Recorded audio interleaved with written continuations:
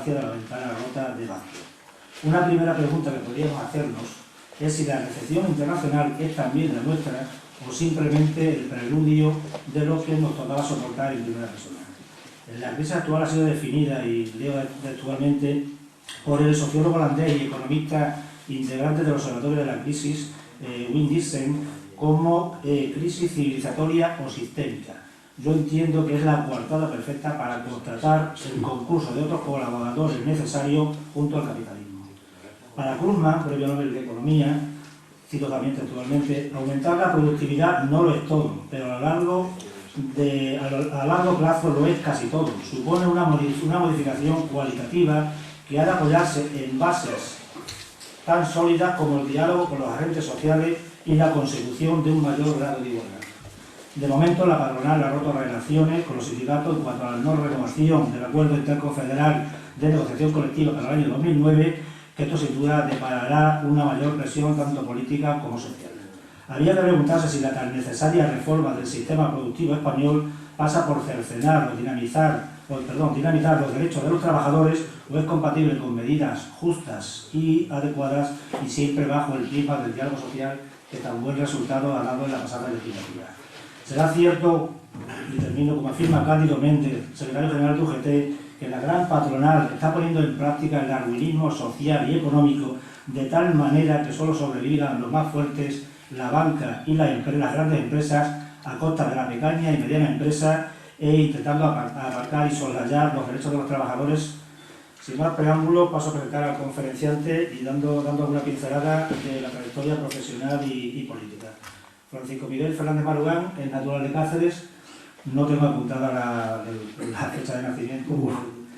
Está sobre los 60 años más o menos. Tremenda. De todas formas, yo pienso que las personas tienen una edad y 46. Las personas tienen una vida que Era 46. Es economista por la Universidad Complutense de Madrid, miembro del Cuerpo de Técnicos Superiores de la Administración Civil y del Cuerpo de Inspectores Financieros y Tributarios, especialista en cuestiones económicas, financieras y presupuestarias, y asimismo tiene numerosos escritos sobre fiscalidad, política presupuestaria, haciendas territoriales, etc.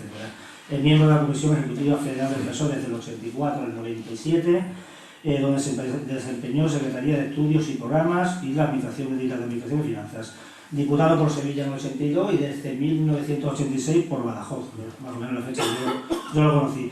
Cariñosamente yo podría definirlo como la buena cosecha de políticos del 82, porque era la del PSOE, ¿no? Secretario general adjunto del Grupo Parlamentario Socialista en la Comisión de Presupuestos entre el 82 y el 88 y entre el 2000 y 2004, donde ha actuado como ponente en un gran número destacado de cuestiones de naturaleza económica y financiera. Es actualmente vocal de la Diputación Permanente, vocal de la Comisión de Economía y Hacienda y portavoz de la Comisión de Presupuestos. En cuanto a esto, fue ponente del proyecto de la Ley de Presupuestos Generales de Estado del 2009, del que, parece ser que hasta los portavoces de la oposición reconocieron su gran labor, porque de hecho parece ser que negoció una a una las 3.000 enmiendas que se presentaron. O por lo menos lo que dice la cara de... Las 3.000 no. Como decía al comienzo de mi intervención, es un verdadero placer contar con un disertador de esta categoría. Y tiene la palabra el señor Fernández Marugán. Muchas gracias, compañero. Buenas noches. Lo primero tengo que dar las gracias porque a esta Sociedad Económica de Amigos del País me hayáis invitado por segunda vez y también para hablar de un tema importante. La primera vez que vine a hablar del Estatuto de Cataluña, y se lo decía a la compañera, nunca entregué el texto. Esta vez, antes de venir he entregado el texto. O sea que la Económica tiene un texto que es mi opinión, mi descripción de lo que está ocurriendo. Yo vengo a hablar de una crisis que nos tiene bastante desconcertados a todos por su dureza y por su intensidad. Y esto podría apoyar en el hecho de que en las últimas semanas se han hecho públicos los informes del FMI, del Banco Central Europeo, de la Unión Europea, de la OCDE y de muchos organismos internacionales y nacionales, donde ponen de relieve que 2009 seguirá siendo un año de contracción económica. Es más, donde se dice que el crecimiento estará en torno al cero. No he tenido tiempo de saber si el FMI ha hecho públicas las últimas previsiones, pero anoche había oído decir que el FMI se iba a descolgar con que el año 2009 el crecimiento mundial iba a ser el menos 0,5. Es decir, estamos viviendo una recesión mundial que determina un bajo nivel de crecimiento, una caída en vertical del comercio internacional y que ha desplomado el precio de las materias primas. Y a la vez que esto ocurre, pues nos encontramos con que los gobiernos llevan unos meses pues tratando de encontrar algún mecanismo para evitar la destrucción del empleo y la desaparición de las empresas. Y pese a lo cual, pues los resultados son relativamente efímeros. Hay un clima pesimista instalado en torno a la situación de la economía mundial. Y eso se traduce en que hay gente que dice que tardará en salirse de este atolladero más de lo previsto, y hay otros que dicen que, bueno, se tarde lo que se tarde, las dificultades van a ser importantes. Yo voy a relativizar una parte de este planteamiento, pero voy a poner dos ejemplos. Uno que ha corrido a cargo de un economista liberal, un grandísimo economista liberal, premio Nobel de Economía en el año 92, Gary Becker. Gary Becker hace 15 días, en una reunión de una asociación que tiene los liberales del mundo, la Montpellier, pues dijo y comparó lo que estaba sucediendo en el mundo ahora con lo que sucedió en el mundo en el año 29.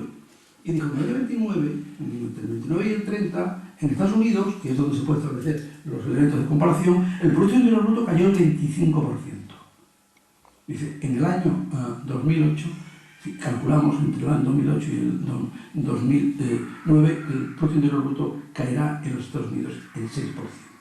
Por lo tanto, la primera de las posiciones no corresponden a un correligionario ideológico mío, que tiene una visión relativamente optimista de esta situación. La segunda es el Krugman, que sí es en principio un correligionario económico de los socialdemócratas, que ha dicho que vivimos una crisis a nivel mundial horrorizante, y en la que él la ve como lo más próximo que ha podido ver a la Gran Depresión, y que además hubiera deseado que esto no fuera así. Y ha dicho una cosa complementaria de lo anterior. Esto pensamos que era una crisis norteamericana. Ahora resulta que no es una crisis norteamericana, es una crisis que se ha extendido a todo el mundo. Por lo tanto, algo tiene esto para que dos personas con una potencia académica e ideológica y con unos méritos tan contrastados como Gary Becker y Paul Krugman tengan posiciones relativamente polares en esta cuestión.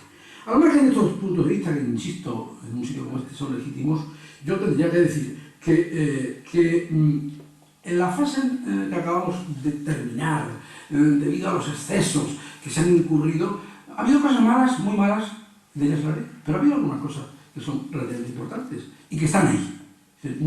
Ha habido zonas del mundo donde el crecimiento económico se ha extendido de manera importante y donde ha habido algunos millones de mujeres y de hombres a los cuales el progreso ha llegado y no había llegado anteriormente. Brasil, India, China, son naciones que han prosperado en los tiempos difíciles de la expansión económica que acaba de finalizar. Esos sitios, esas naciones, tienen un sustrato, tienen un pozo que nosotros deberíamos ser capaces de utilizar para cuando se produzca la recuperación, porque la recuperación se va a producir. Esa es la primera cosa que quería decir. La segunda cosa, la he dicho alguna vez en el Congreso de los Diputados y la he puesto por escrito. Mirad, yo creo que de esta crisis se saldrá, pero la economía y los economistas salimos castigados de este evento. Y esto es una sociedad de economistas, o de gente que se dedica a los problemas económicos. No fuimos capaces de pronosticar lo que iba a suceder. No lo fuimos. No fuimos capaces de averiguar si el producto iba a evolucionar de esta manera u otra. Yo solamente hay un economista que le he oído decir que él sabía que iba a ocurrir esto. Pero era un rival político mío en el Congreso de los Diputados y por lo tanto no voy a utilizar ni siquiera su nombre. Y nosotros hoy, los economistas, tenemos muchos instrumentos analíticos cada vez más complejos y podríamos haber averiguado algunas cosas. Es decir, aquella idea que surgió en algún momento determinado de que el mercado se autorregulaba, pues ha demostrado que es inútil. El mercado no se autorregula y el sistema no se regenera. Aquella otra idea que también se manejó de que el crecimiento era ilimitado, pues tampoco es útil. Es decir, realmente se han acumulado riesgos y la acumulación de riesgos es tan grande que los mercados en este momento no funcionan, han fallado. y todavía no hemos sido capaces de restablecer el normal equilibrio. Y hay gente que tiene valor político y económico que dice, oiga, a pesar de lo que ha ocurrido desde el mes de agosto del año 2007 para acá, caminamos en la buena dirección. Y yo tendría que decir que sí, que estoy de acuerdo de que caminamos en la buena dirección. Pero me tengo que acordar de aquella película, Tiburón. Y me acuerdo de aquel personaje que en un momento determinado vio el tiburón grande. Y cuando lo vio dijo, joder, vamos a necesitar un barco cada vez más mayor. Bueno, pues eso seguramente tendremos que admitir. Esta es una situación que en alguna medida a nosotros, los economistas, nos obliga a hablar con humildad, con bastante humildad. Como gente que dice que maneja una ciencia. Nosotros no hemos sido capaces de encontrar soluciones a los problemas que tiene hoy el sistema económico. No las hemos encontrado. Y tampoco Por eso, si no hemos sido capaces de encontrar soluciones a este tipo de problemas, yo no me atrevo a hablar desde el imperativo categórico. Yo tengo que hablar esta noche aquí desde una posición más bien posibilista, poco inexorable. Sé que este es un terreno resbaladizo, donde uno se mueve entre el rigor profesional, el respeto a la ciencia y las condiciones políticas. Pero bueno, lo único que tengo que esperar es que sean benevolentes. ¿Sí? Pero bueno, voy a intentar encontrar una salida en este sentido. Mirad, esta es una crisis que empezó siendo una crisis financiera que ha continuado siendo una crisis real y que de alguna manera se ha alimentado. Aquí en este momento se pueden definir muchos círculos viciosos, pero hay un círculo vicioso que puede decir que, mire usted, el debilitamiento de la economía pues debilitó a las entidades financieras, como consecuencia de que eran más débiles, prestan menos dinero y captan menos pasivo. Y como consecuencia de esta situación, están muy temerosas, están francamente temerosas por la calidad y por la solvencia de los préstamos que conceden. Y ante esta situación deciden restringir la magnitud del crecimiento del crédito, pero claro, esto da origen a una pescadilla que se cierra, que se come la cola, porque de alguna manera la recesión dificulta la tarea de los bancos, pero los bancos, cuando quieren salir de la recesión, ahondan la propia recesión. Y eso lo estamos viviendo todos los días de una manera u otra. En muy poco tiempo hemos pasado de una circunstancia donde se podía financiar todo, prácticamente todo se ha podido financiar hasta el día 8, 9, 10 de agosto de 2007. Pero a partir de ese momento, ahora es muy difícil financiar cualquier cosa. Entre otras razones porque no hay forma de averiguar y de determinar fácilmente los precios a los cuales se tienen que aplicar las cosas. Paradójicamente ocurre algo que es extraño, que los mismos que hace 2 años, hace 3 años, no valoraban los riesgos porque decían que no había riesgos graves, son los que ahora dicen que los riesgos son infinitos y que están en políticas de contracción del crédito. Y eso que venía ocurriendo desde agosto del 2007 se complica muchísimo el 15 de septiembre de 2008 con la quiebra de Lehman. El legado de Lehman es doble. El legado de Lehman es un montón de crisis bancaria en los Estados Unidos y un montón de problemas que tratan de resolver los gobiernos con políticas de emergencia. Hay un diario conservador, pero de calidad, que se llama Financial Times. Financial Times se atrevió a diagnosticar en torno a septiembre o octubre la crisis que venía ocurriendo. Y dijo, mire usted, aquí lo que pasa es que en el sistema financiero internacional lo que ha habido ha sido un grave y fuerte infarto de miocardio. Bueno, pues, como elemento de comparación a lo mejor no es útil. Y como consecuencia de ese infarto se ha paralizado una parte importante de la actividad económica, se ha destruido muchísima riqueza. La picadura de riqueza financiera y material ha sido realmente monstruosa. Preocuparos del valor de vuestra casa y del valor de vuestro fondo de pensiones, si es que tenéis un fondo de pensiones, y veréis, a lo tonto lo habéis perdido sin haber participado en el divertimento que había ocurrido anteriormente. Pero además de haberse destruido mucha riqueza, bueno, se le ha generado una duda al paciente. Y si la duda se la ha generado y existen estas características, bueno, lo normal, yo no soy médico, aquí lo habrá alguno y seguramente si no lo digo bien me lo dirá luego él a mí, lo normal es que hiciéramos el esfuerzo de tratar de que el corazón del sistema financiero volviera a funcionar normalmente, volviera a la vida. Y claro, eso no es tan sencillo, entre otras cosas porque al final se vuelve a decir lo mismo. Dice, es que en el mundo hay mucho banco que ha estado nadando desnudo. Dice, hay mucho banco que ha estado nadando desnudo. Y uno dice, pero ya, ¿a qué se referirá esto? Oiga, mire, en Estados Unidos, que es la patria del liberalismo económico, en este momento hay 495 bancos que tienen ayudas públicas. Y el Fondo de Garantía de Depósito de allí dice que hay 252 más con problemas. El año pasado desaparecieron 25 y este año van a desaparecer 100. Y no desaparecen servicios, empresas de servicios financieros vinculados a los bancos porque se les ayuda. Pues, oye, tenemos el caso de AIG, que habrá que hablar un poquito de él, y del Freddie Mac y del Fannie Mae.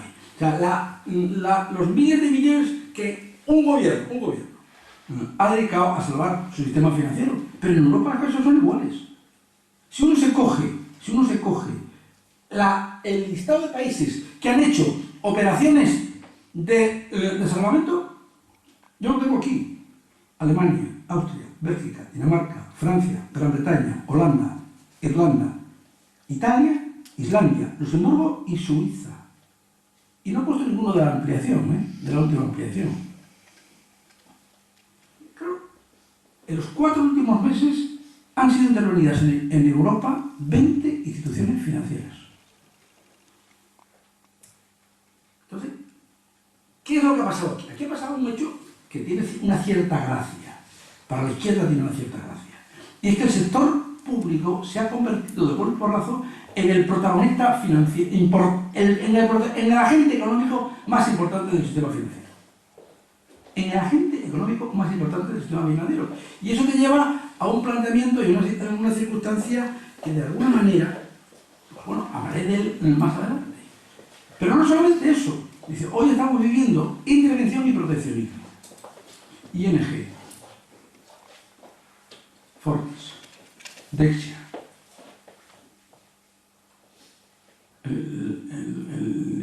Unicredit. Son todos grupos financieros que lo que dicen es, oiga, mire usted, que venga el Estado, que me deje, que me capitalice y que me permita competir. Dice, es un proceso de una selección biológica brutal, porque de alguna manera hay quien dice, hay que determinar quién tiene que morir y hay que determinar quién tiene que salvarse. Y el proteccionismo en estas operaciones corre a cargo, quien inyecta los recursos para hacer estas operaciones es el Estado, es el sector público. Bueno, pues eso nos lleva a una serie de preguntas que yo me las hacía y que me ha venido bien volver a hacer cuando mi lenguaje era un poco más liberador y cuando uno tenía una capacidad de analizar las cosas con una cierta distancia. Porque, ¿cómo es posible que una crisis que dicen que empezó por una burbuja financiera en California o en Arizona o en Michigan o en la Florida haya creado la quiebra financiera de Islandia? Eso lo dijo Krugman. Si lo hubiera dicho la semana pasada, hubiera dicho de Islandia, y de Ucrania, y de Hungría, y de Bulgaria, y Dios sabe si la de los Estados Unidos. Pero no solamente eso, hay un personaje por ahí que ahora es muy famoso, que es un muy economista, que se llama Larry Summers, que es el jefe de gabinete económico de Obama, que dice, ¿y por qué hay que estar metiéndole durante años y años dinero a los bancos? Y uno podría decir, pero vamos a ver, ¿por qué utilizan usted única y exclusivamente economistas socialdemócratas? Claro, yo me voy, el que fue el jefe de la campaña de McCain, un señor que se llama Ken Rogoff, que dice, oiga, mire usted, porque el ciudadano normal y corriente tiene que poner dinero para salvar a los bancos. Y ya, pues, vosotros, Marty Wall, que es un personaje importante también en el Financial Times, dice, ¿quién debe aportar las deudas? ¿Cuál es el mejor procedimiento para salir de esto? Y aquí tenemos 3 situaciones. Decimos que ha llegado al final, que este es el momento final de, digamos, del sistema financiero internacional que ha venido funcionando a lo largo de los últimos años. Decimos que las reglas de la autorregulación no funcionan, o bajamos un poco más al suelo y decimos, ¿cómo es posible que el mundo financiero en esta parte de la tierra que nos ha tocado vivir pueda estar año y medio sin interbancario? Estas cosas están pasando en estas sociedades. ¿Y cómo es posible que haya un montón de bancos que funcionan por el mundo sin capacidad de hacer frente a sus compromisos? Suena un poco gracioso, pero la idea del banco Zumbi es una idea que pusieron en marcha los japoneses hace unos años, pero uno sabe que en esta parte del mundo, en Europa y en Estados Unidos, hay muchos bancos Zumbi. Entonces ahí la idea de los gobiernos es estabilizar el sistema, tratar de evitar que no haya una suspensión del sistema de pagos, consolidar una serie de grandes instituciones y ver en qué medida, cuando pase la marea, podemos establecer criterios de funcionamiento que nos evite el que perduren estas cosas. Pero de golpe y porrazo esto ha puesto encima de la mesa el tema de las nacionalizaciones. De las nacionalizaciones de las instituciones con problemas de solvencia, no de las nacionalizaciones de las instituciones sin problemas de solvencia. Y entonces, claro, ahí uno dice, oiga, ¿y esto es un tema importante? Pues sí, es un tema importante, porque las instituciones están intervenidas, los propietarios mantienen la propiedad de sus acciones y el dinero público aparece de alguna manera para tratar de hacer frente a esta situación. Claro, hay una polémica que se exhibe, el compañero que ha hecho la presentación la exhibe claramente, diga, mira, nosotros no tendremos por qué ser siempre los paganos de esta situación, y de alguna forma eso está ahí. Entonces, ¿quién puede hacer frente a esta situación? Pues mira, ha desaparecido tu hijo vecino. A esta situación de recapitalización, de salvamento de los sistemas financieros, los únicos que están haciendo frente son los poderes públicos, los estados. Primera cuestión. Segundo, ¿cuánto tardarán en reestructurarse estos bancos? Bueno, los bancos son tremendamente complejos, tremendamente grandes, por eso no se les deja caer, y difíciles de manejar. Por lo tanto, de alguna manera, van a permanecer en el área pública. El problema es, ¿a costa de quién? ¿Sí? Y luego, el botín de la élite. Porque lo del botín de la élite lo estamos viendo estos días como auténtico escándalo. El tema de las retribuciones o de las retribuciones de los directivos está encima de la mesa, y está encima de la mesa con un escándalo que de alguna manera pues, ha provocado que Obama haya tenido que intervenir de alguna manera.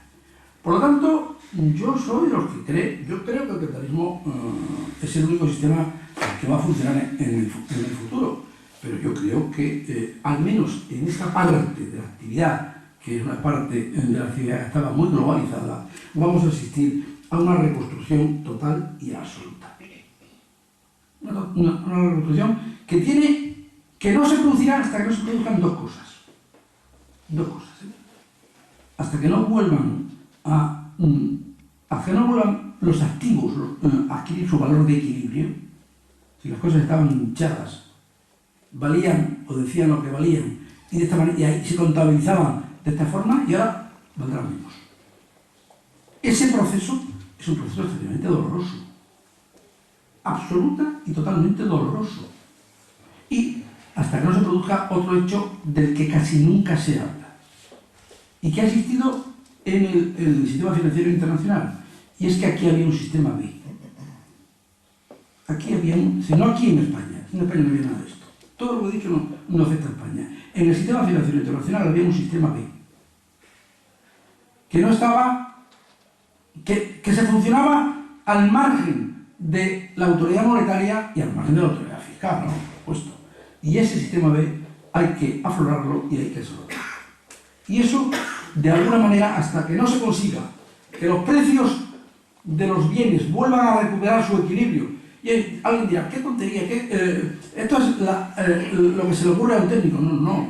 La determinación de los valores de equilibrio es la leche, porque de ahí se va a determinar qué parte de la pérdida corre a cargo de los proveedores, qué parte de la pérdida corre a cargo de los clientes, qué parte corre a cargo de los gestores, y qué es lo que le queda a los accionistas.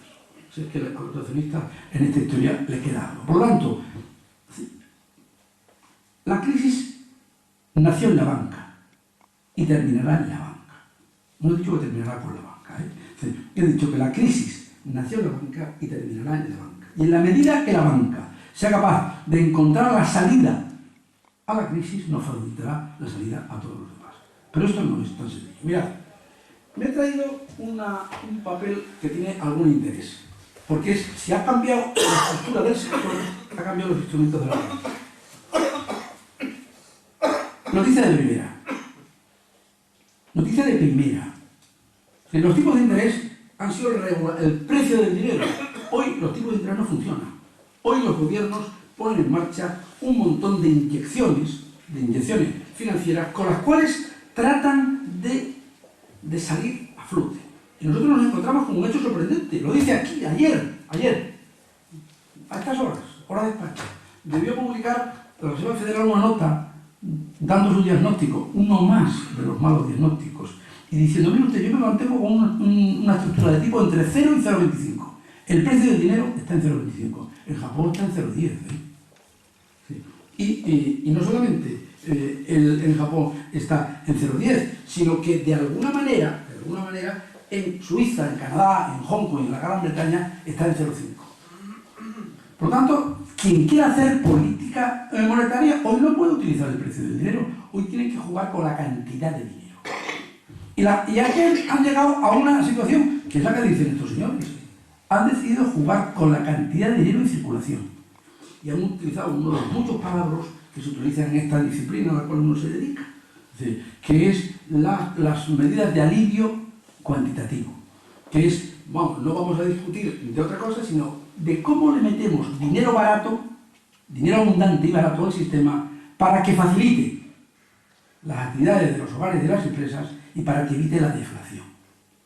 Y esto que se presenta en estos días como una enorme novedad, no es tanta novedad. Los que nos hemos educado en el pensamiento clásico de la democracia sabemos lo que era la República de Weimar.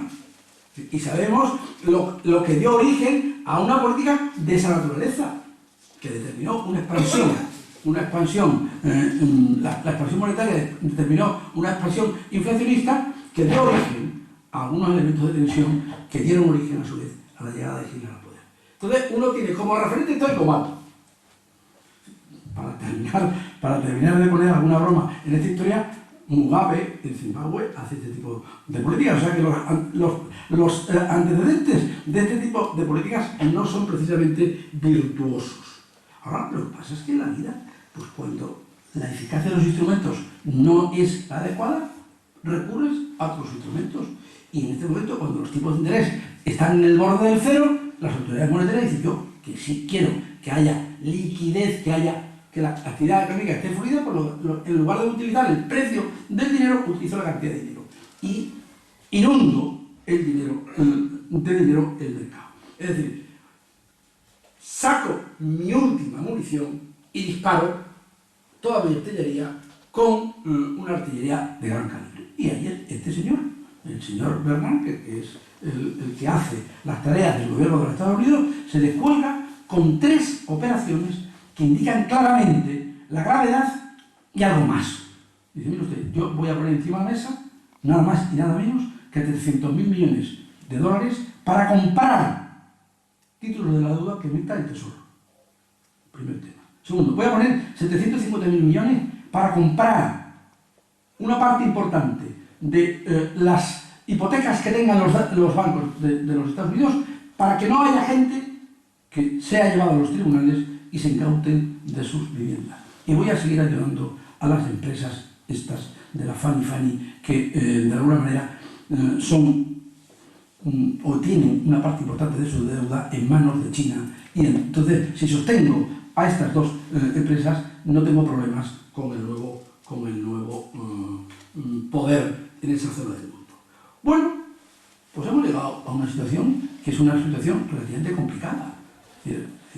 Hoy el Banco Central Europeo es más ortodoxo, el Banco de Inglaterra, el Banco de los Estados Unidos y el Banco de Suiza son más heterodoxos y están tratando de encontrar una salida que de alguna manera sea capaz de lubrificar este proceso. Mirad, Y con esto termino y te dejo paso a ti. Yo no creo mucho en muchas cosas de política económica, yo no creo mucho en la política monetaria. Pero bueno, otros creen más en la política monetaria. La política monetaria sirve para algunas cosas. Aquel holandés que fue gobernador del Banco Central Europeo, el Wim Duisenberg, decía que, oiga, que si uno quiere crecer y quiere crecer bien y quiere distribuir, que no utilice la política monetaria, que busque otro tipo de instrumentos de política económica. Yo creo que, de alguna manera, nosotros tenemos que reconocer dos cosas y saber utilizarlas. Mirad, ¿cuántas veces hemos oído decir que Alemania era el motor de la Unión Europea? Que teníamos unos aceleradores que tiraban. Bueno, pues ahora tendremos que decir que esos motores están en un taller de reparaciones.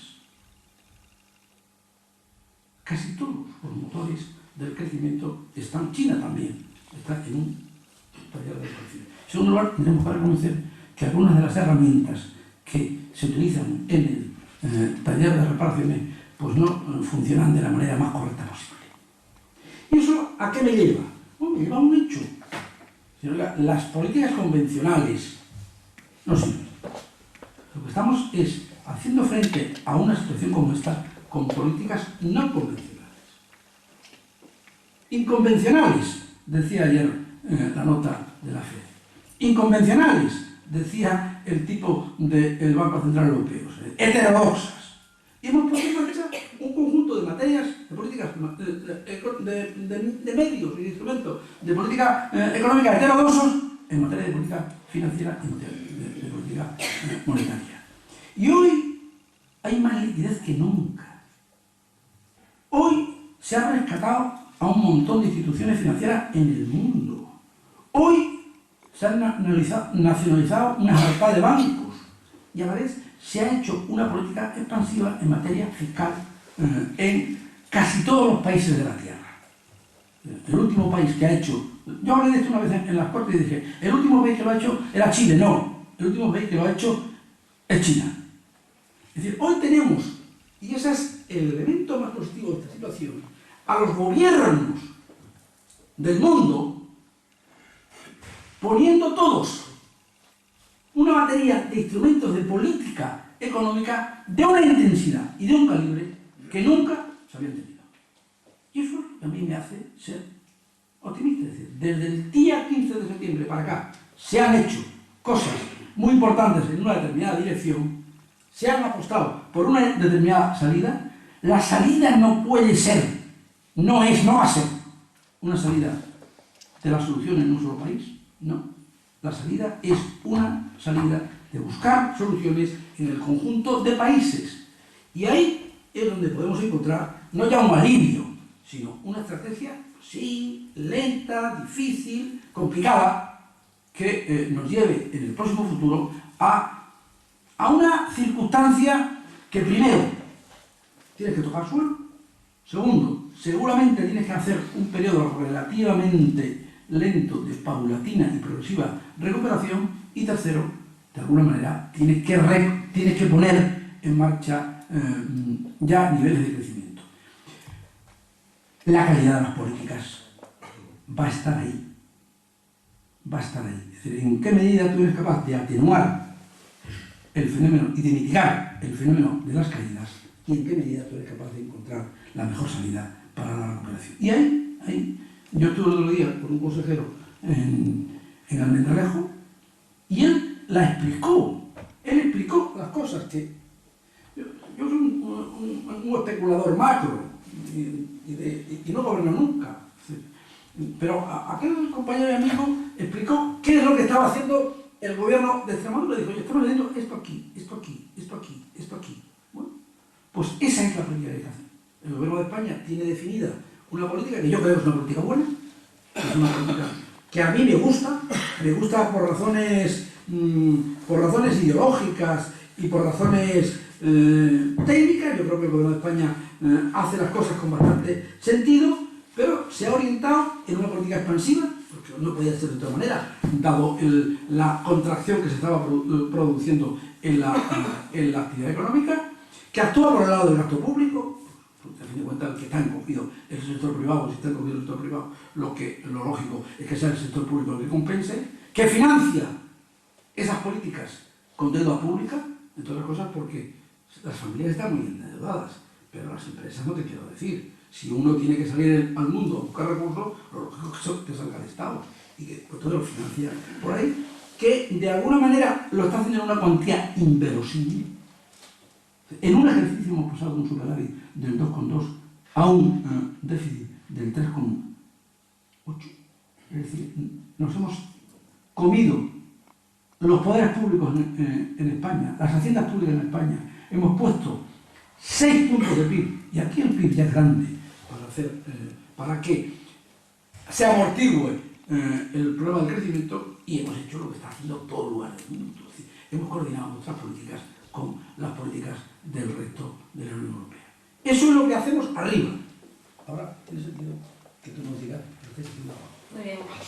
Pues muchísimas gracias, Paco. Es un placer siempre escucharte y además con ese conocimiento que tienes, pues siempre se aprende, siempre. La verdad es que las veces que hemos coincidido sale una más enriquecida, ¿no?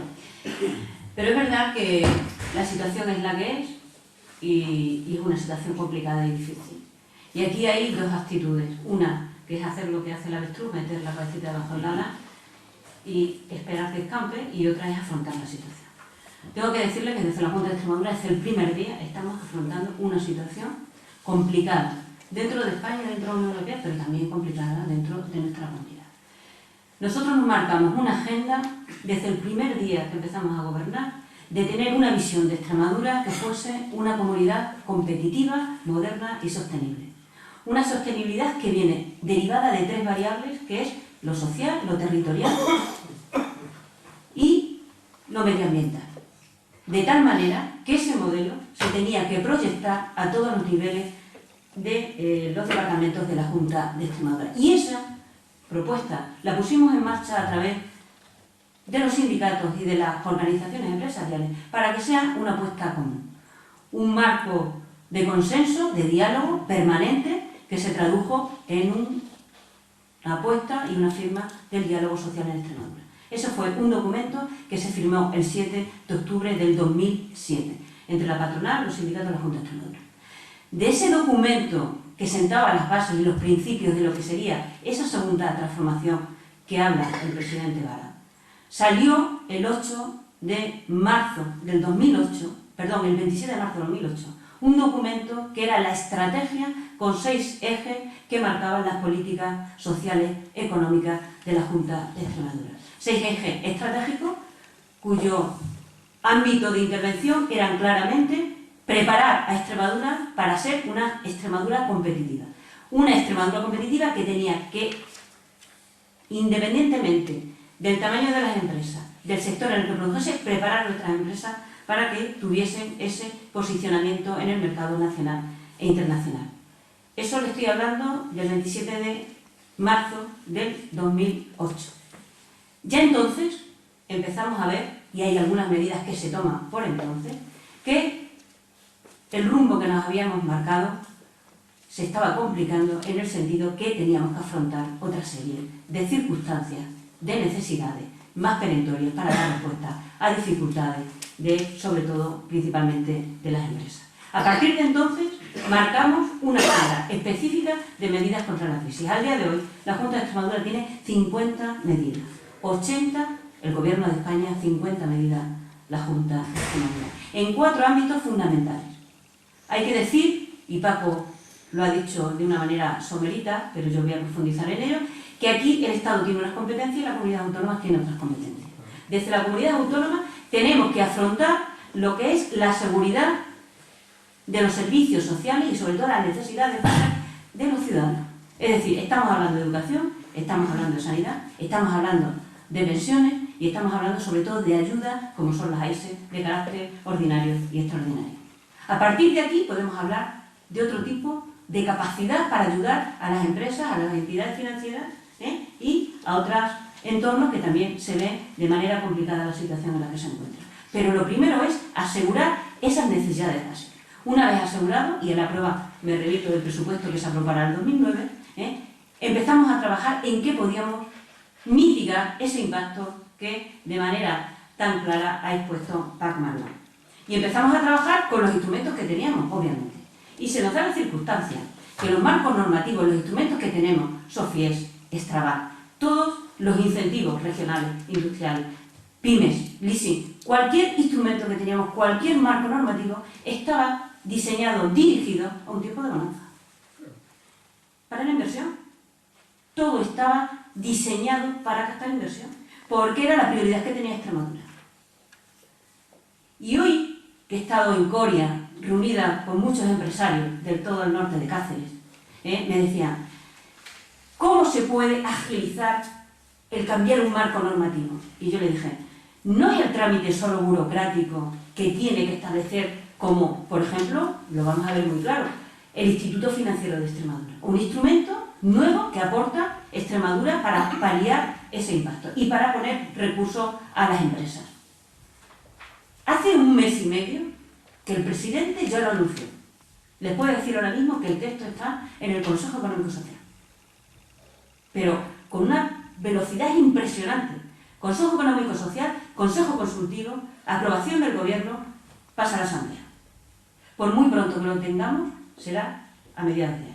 Eso, es decir, prioridad absoluta. Así hemos modificado nuestro decreto de incentivos industriales, que son los incentivos autonómicos, 4 veces. La última vez, el viernes pasado. Y lo haremos tantas veces como sea necesario. Tantas veces como sea necesario. Pero si eso es complicado y lo hacemos, quiero decir que los recursos que tenemos son los recursos que tiene una comunidad autónoma. Nosotros también necesitamos financiación. Nosotros también necesitamos. Y nosotros tenemos financiación, pero los ingresos también han caído. ¿Y cuál es la responsabilidad que tiene ahora mismo un gobernante? Pues primero, saber en todo momento y controlar la variable tiempo, que para un político y un responsable político es absolutamente una variable determinante. La segunda variable, marcar las prioridades. Yo le decía a los empresarios, miren ustedes, me nos da préstamos de la Junta de Extremadura directamente a los empresarios y avales públicos, como ya se dio, y algunos lo recordarán hace tiempo, lo demás todo lo hemos hecho. ¿Quiere decir que nos conformamos? No. ¿Quiere decir que vamos a estar trabajando día a día como lo estamos haciendo para sacar cualquier iniciativa que pueda aminorar o paliar el impacto de la crisis en las empresas y en el tejido productivo? Desde luego. Pero que nadie se despiste y piense que aquí no hay gente que está invirtiendo. Se equivoca. Aquí hay gente que está invirtiendo. Hace muy poco hemos ido a la Junta Rectora de Incentivos Regionales, que como saben ustedes, son incentivos que son del Estado, que nosotros gestionamos y deciden ellos el porcentaje de inversiones. Antes se celebraban 2 reuniones al año, cada 6 meses. Desde el primer día que nosotros fuimos a ver a Carlos Bocayo, secretario de Hacienda, dijimos, Carlos, no puede ser. Si nosotros apostamos claramente por la inversión y estamos deseando que vengan proyectos de inversión, no puede esperar 6 meses a que un proyecto se vea. Ahora mismo se están haciendo cada 3 meses. Y les puedo decir que cualquier proyecto que se lleve, un proyecto, obviamente, bien formalizado y con un plan de viabilidad riguroso, se están aprobando. Y se están aprobando en el último, concretamente los que se han presentado en Extremadura, y además con un 16% de ayudas, que complementarios con los incentivos industriales autonómicos llegamos a un 25% seguro, más la creación de empleo, la competitividad y otra serie de ayudas que hay, podemos llegar hasta un 30 y un 40%. Y yo les decía a los empresarios, ¿saben ustedes cuántos empresarios hay que no están financiados con apalancamiento? Que son empresarios que han ido consolidando su proyecto empresarial, porque esto también hay que decirlo. De esta lección, Paco, vamos a aprender todo. Pero vamos a aprender todos porque si no aprendemos todo, no habrá servido para nada. Y seguramente que hoy estemos mucho mejor que hace un año, porque hace un año éramos ignorantes de lo que estaba pasando. Éramos los reyes del mambo. Y hoy la realidad nos ha situado en lo que somos. Y lo que somos lo tenemos que aprender todo para no poder y no volver a caer en lo que no podemos permitirnos. Y lo que no podemos permitirnos es ahora mismo lo que está pasando con muchas empresas. Un apalancamiento porque el que ha sido empresario, y aquí seguramente hay muchos empresarios, tiene que saber que una empresa siempre tiene hambre. Y hay de la empresa que no tiene hambre. El día que la empresa no tenga hambre, una empresa que tiene los 10 contados. Y los empresarios han ido creciendo. Eso sin contar que necesitaríamos un buen rato para ver cómo se puede caracterizar nuestro tejido empresarial. Que en 2 líneas lo digo. El 95% de nuestras empresas tiene menos de 10 trabajadores. Solamente un 5% tiene más de 10 trabajadores. ¿Eso qué significa? No hay que ser tampoco un experto. Significa atomización, significa falta de masa crítica y significa claramente una pobreza en todos los sentidos para abordar proyectos claramente innovadores o, por ejemplo, proyectos competitivos o simplemente el mantenerse. ¿Cuál es el peligro real ahora mismo? La destrucción de nuestro tejido productivo y empresarial. Tengo que decir que a mí me preocupa muchísimo cómo salgamos de esto. Pero también estoy convencida de que vamos a salir y vamos a salir fortalecidos. Porque estamos en un periodo de oportunidades, sin duda. Nosotros tenemos aquí unos sectores económicos que están emergiendo con un potencial enorme. El sector de las energías renovables. En el año 2012, Extremadura va a ser la comunidad que tenga un 20% de consumo a través de energías renovables. Todo un hito, todo un hito. Eso va a generar no solamente riqueza, va a generar empleo, pero va a ser posible que teniendo esa instalación, esa posición en ese sector concreto, podamos tener aquí una infraestructura y equipamiento que no tenemos y que son absolutamente imprescindibles que tengamos. Y esta es la segunda agenda que estamos nosotros. Es decir, la primera, afrontar la crisis con todas las herramientas, instrumentos y sin dejar ni un minuto de hablar con los empresarios, de hablar con los sectores, hablar con las organizaciones empresariales y hablar con los sindicatos.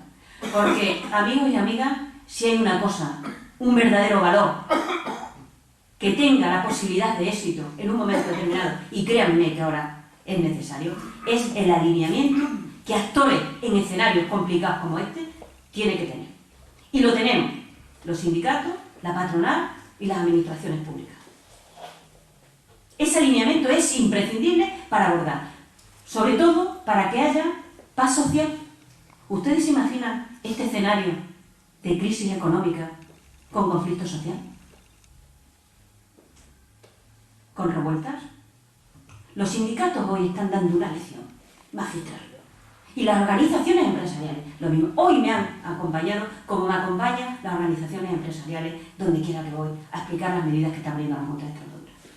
Y si estamos trabajando en esa agenda, estamos trabajando en otra agenda, que teníamos planificada para que cuando llegue el 2013 aquí a Extremadura, donde ahora nos beneficiamos de los fondos europeos por ser una región de convergencia, tengamos los deberes bien hechos. Y los deberes bien hechos se trata nada más y nada menos de poner a esta comunidad con esa infraestructura y equipamiento que te permita ser una comunidad competitiva y moderna. Y no los tenemos, no los tenemos. Yo cuando voy al Ministerio de Innovación, al Ministerio de Garmendia, y al principio le dije, mira, nosotros tenemos fondos estructurales europeos, que en el anterior marco 2000-2006 no venían con nombres y apellidos. En este vienen con nombres y apellidos. ¿Te acuerdas, Paco, cuando fui a ver a Carlos Caña y le dije, esos fondos tienen nombres y apellidos? Efectivamente. Y le dije, y esos fondos tienen el nombre y apellidos de Extremadura. Vosotros los gestionáis, pero permitidnos que os digamos dónde os tenéis que gastar esos fondos. ¿Quién los tiene? ¿Cómo los tiene? ¿Y cómo se los va a gastar? Porque esta consejera va a estar aquí pendiente de cómo se gastan esos fondos. Y hay dinero en I+D+I, en economía del conocimiento. Y Extremadura en ese ámbito tiene mucho dinero. Y no nos puede volver a pasar como en el anterior marco, donde ha habido un remanente porque no se había gastado y donde nos ha complicado la vida de manera menudo año hemos pasado. Ahora desde el principio gastando en tiempo y forma. Y nosotros tenemos mucho que hacer. Y mucho que hacer significa que tenemos un centro de supercomputación para hacer negocios desde Extremadura a disposición de universidades, de empresas, de estados. Ya funcionando.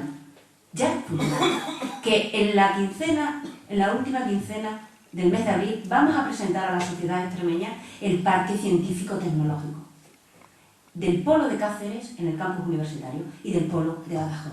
Una instalación que va a permitir que se instale con un edificio que va a empezar a funcionar en mayo empresas de base tecnológica. Empresas que están asociadas a la economía del conocimiento y que si no tienen infraestructura y equipamiento nunca vendrán a Extremadura. Que vamos a iniciar a finales de año las obras, y se va a poder visualizar, de la plataforma logística de Badajoz. Más de 500 hectáreas a disposición de todas las empresas en el puerto seco que se va a convertir en el suroeste ibérico Extremadura. Pero que además en esa plataforma logística se va a instalar y se va a presentar el 30 de abril el Centro de Energías Renovables Hispano-Portugués con vocación y proyección internacional de energía.